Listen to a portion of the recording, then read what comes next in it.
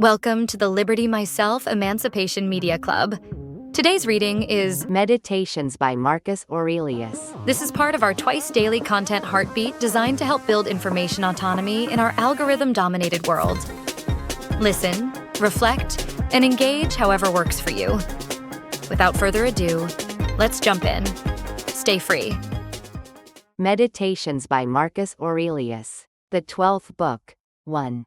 Whatsoever thou doest hereafter aspire unto, thou mayest even now enjoy and possess, if thou doest not envy thyself thine own happiness.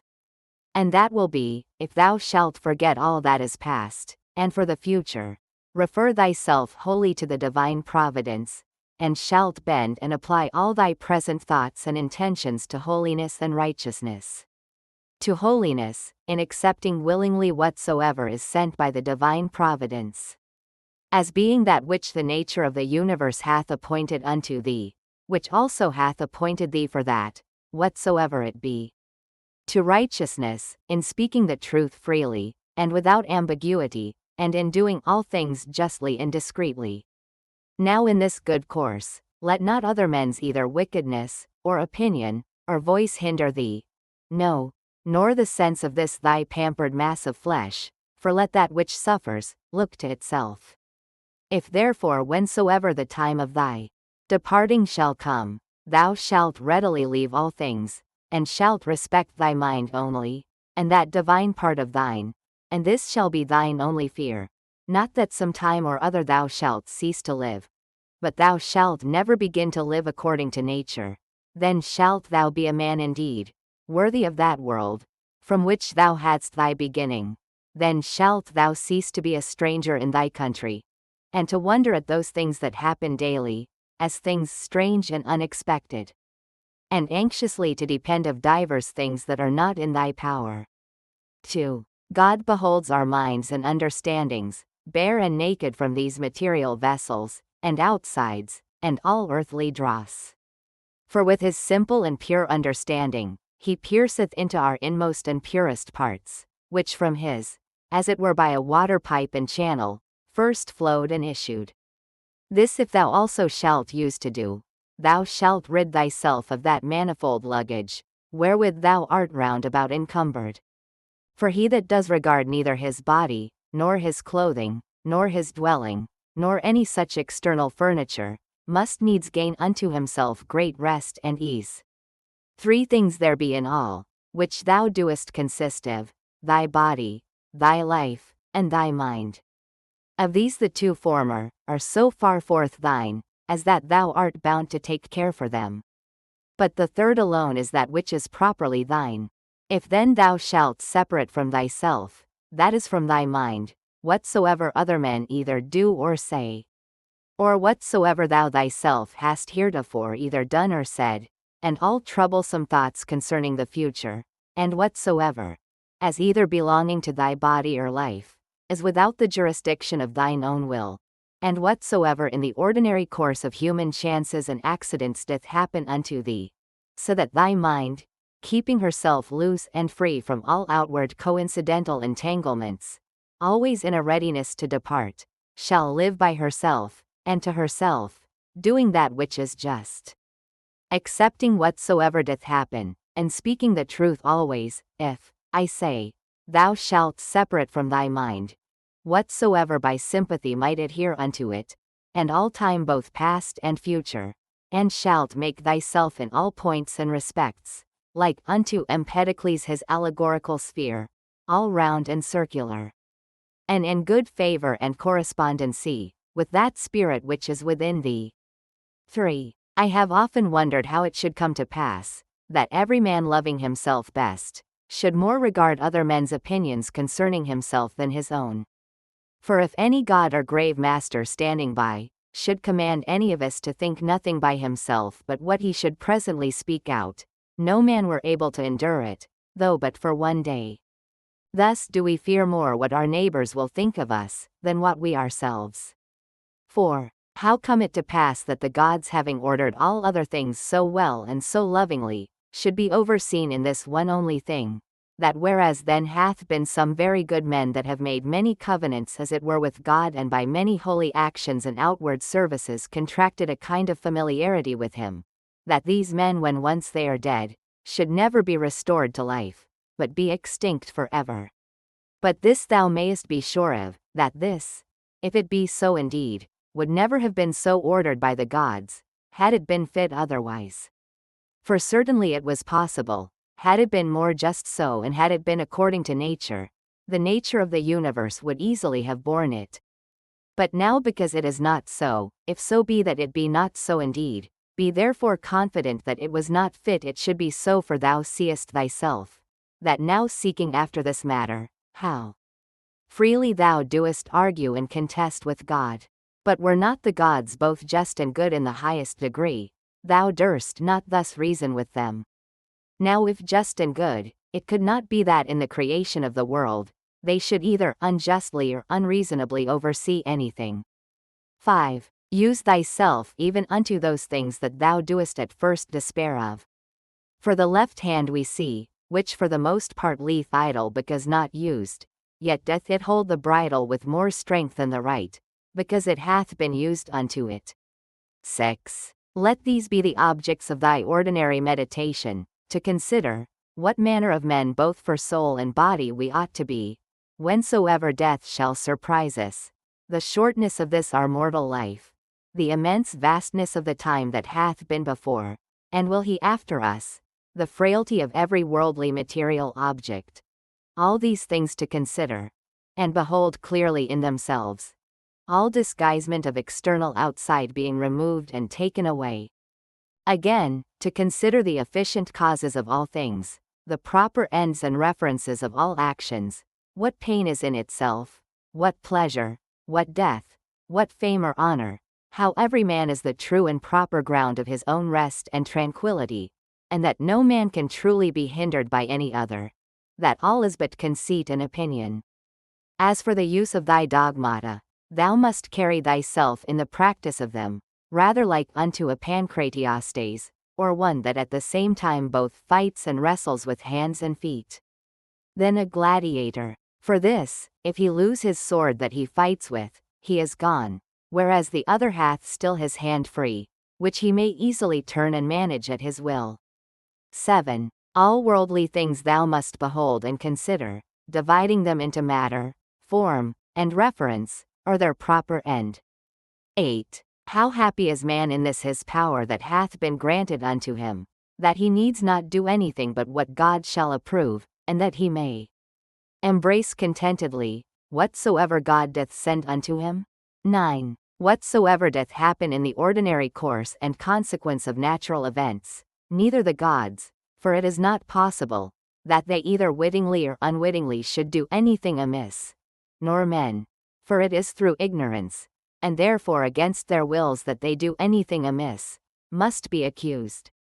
None then must be accused. 10. How ridiculous and strange is he that wonders at anything that happens in this life in the ordinary course of nature. 11. Either fate, and that either an absolute necessity, and unavoidable decree, or a placable and flexible providence, or all is a mere casual confusion, void of all order and government. If an absolute and unavoidable necessity, why doest thou resist? If a placable and exorable providence, make thyself worthy of the divine help and assistance. If all be a mere confusion without any moderator, or governor, then hast thou reason to congratulate thyself, that in such a general flood of confusion thou thyself hast obtained a reasonable faculty, whereby thou mayest govern thine own life and actions. But if thou beest carried away with the flood, it must be thy body perchance, or thy life, or some other thing that belongs unto them that is carried away, thy mind and understanding cannot. Or should it be so, that the light of a candle indeed is still bright and lightsome until it be put out, and should truth, and righteousness, and temperance cease to shine in thee whilst thou thyself hast any being? 12. At the conceit and apprehension that such and such a one hath sinned, thus reason with thyself, what do I know whether this be a sin indeed, as it seems to be? But if it be, what do I know but that he himself hath already condemned himself for it? And that is all one as if a man should scratch and tear his own face, an object of compassion rather than of anger. Again, that he that would not have a vicious man to sin, is like unto him that would not have moisture in the fig, nor children to whelp, nor a horse to neigh, nor anything else that in the course of nature is necessary. For what shall he do that hath such an habit? If thou therefore beest powerful and eloquent, remedy it if thou canst. 13. If it be not fitting, do it not. If it be not true, speak it not. Ever maintain thine own purpose and resolution free from all compulsion and necessity. 14. Of everything that presents itself unto thee, to consider what the true nature of it is, and to unfold it, as it were, by dividing it into that which is formal, that which is material, the true use or end of it, and the just time that it is appointed to last. 15. It is high time for thee, to understand that there is somewhat in thee, better and more divine than either thy passions, or thy sensual appetites and affections. What is now the object of my mind? Is it fear, or suspicion, or lust, or any such thing? To do nothing rashly without some certain end. Let that be thy first care. The next, to have no other end than the common good. For, alas, yet a little while, and thou art no more will any, either of those things that now thou seest, or of those men that now are living, be any more. For all things are by nature appointed soon to be changed, turned, and corrupted, that other things might succeed in their room. 16. Remember that all is but opinion, and all opinion depends of the mind. Take thine opinion away, and then is a ship that hath stricken in within the arms and mouth of the harbor.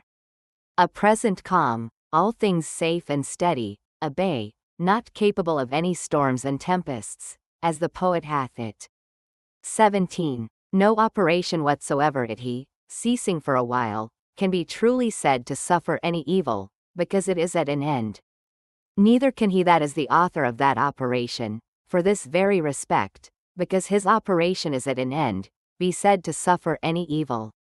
Likewise then, neither can the whole body, of all our actions, which is our life, if in time it cease, be said to suffer any evil for this very reason. Because it is at an end, nor he truly be said to have been ill affected, that did put a period to this series of actions.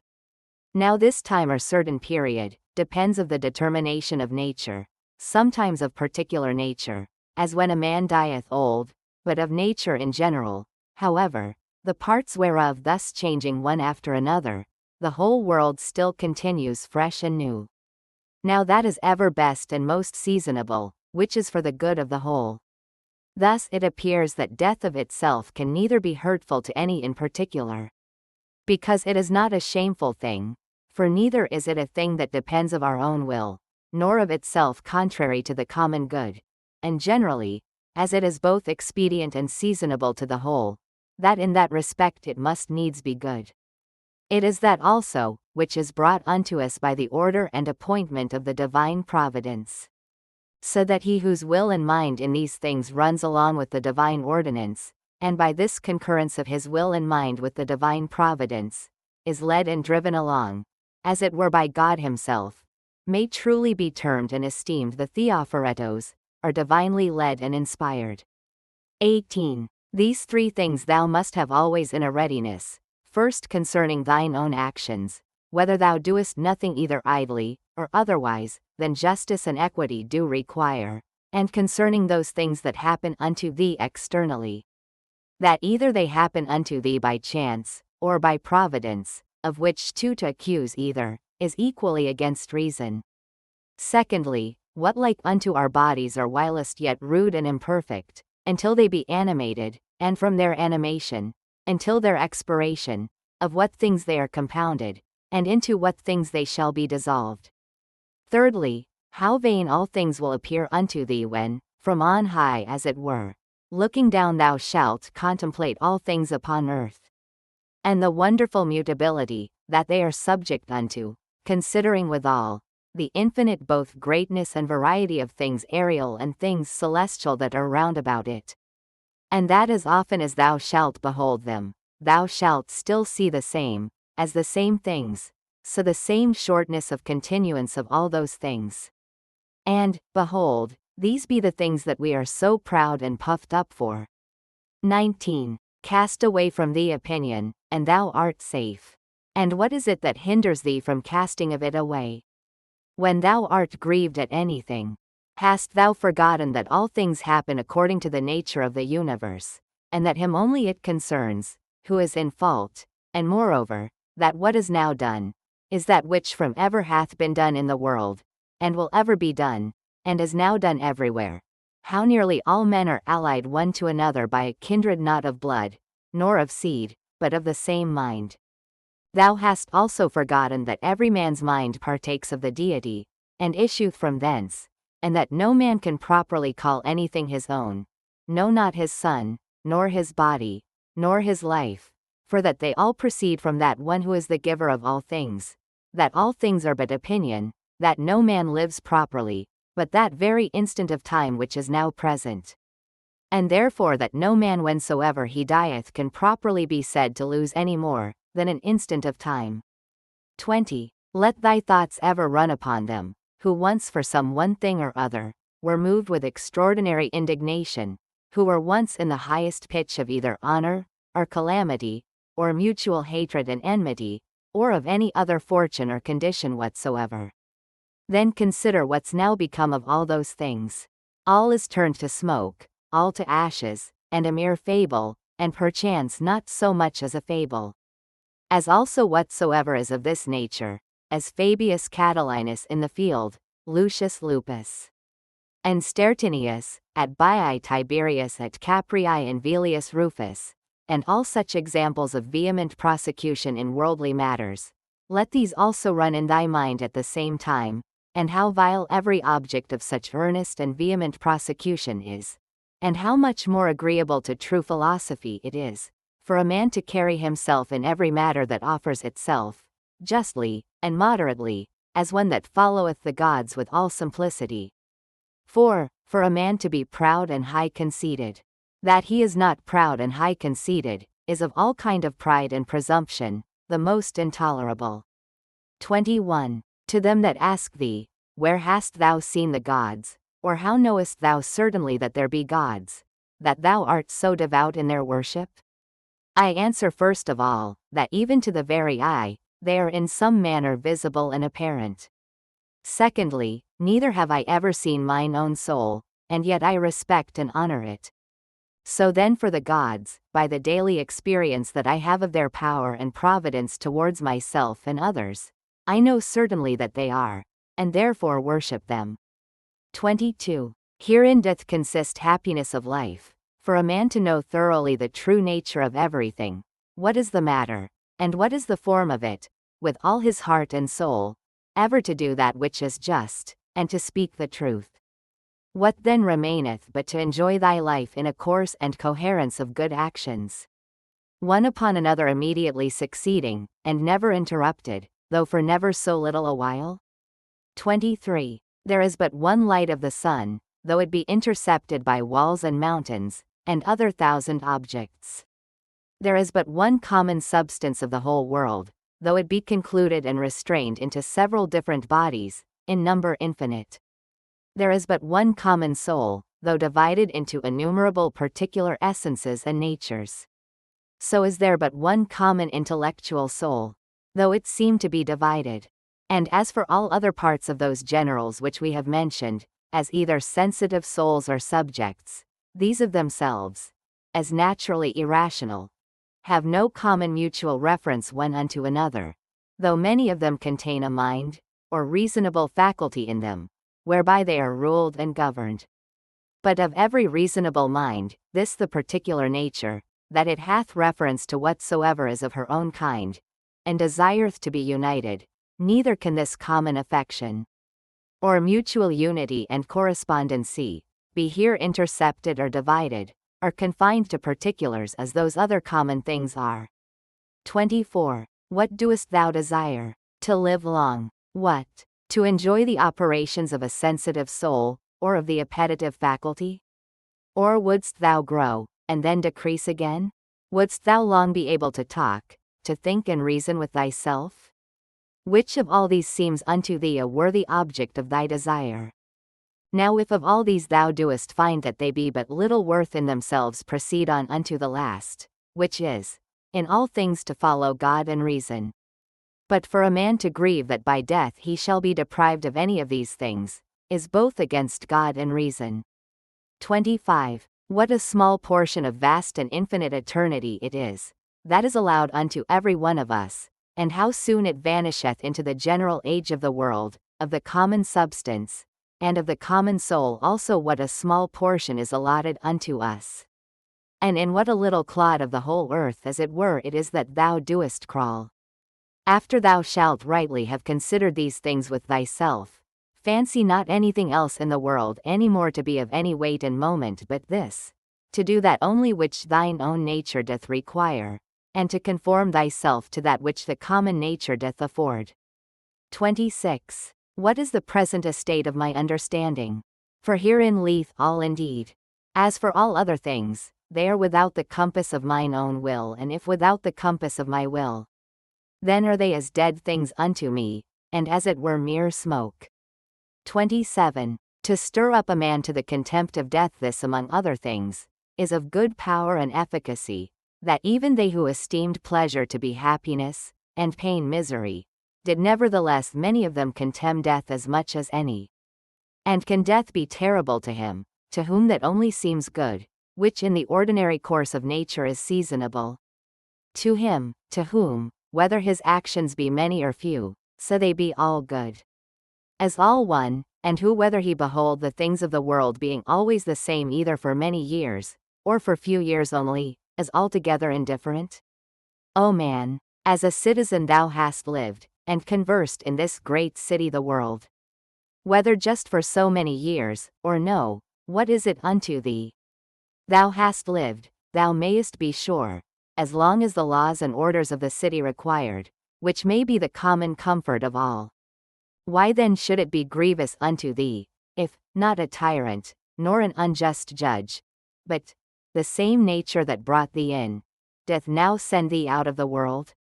As if the praetor should fairly dismiss him from the stage, whom he had taken in to act the while. Oh, but the play is not yet at an end, there are but 3 acts yet acted of it? Thou hast well said, for in matter of life, 3 acts is the whole play. Now to set a certain time to every man's acting, belongs unto him only, who as first he was of thy composition, so is now the cause of thy dissolution. As for thyself, thou hast to do with neither. Go thy ways then well pleased and contented, for so is he that dismisseth thee. Now that we have come to the end with this reading, what Stoic practices from Meditations can you apply to improve your response to challenges and live more in line with your values? This has been an EMC reading from Liberty Myself. To learn more about our project to create decentralized media alternatives, visit libertymyself.com. By creating Liberty Myself, we create liberty for all.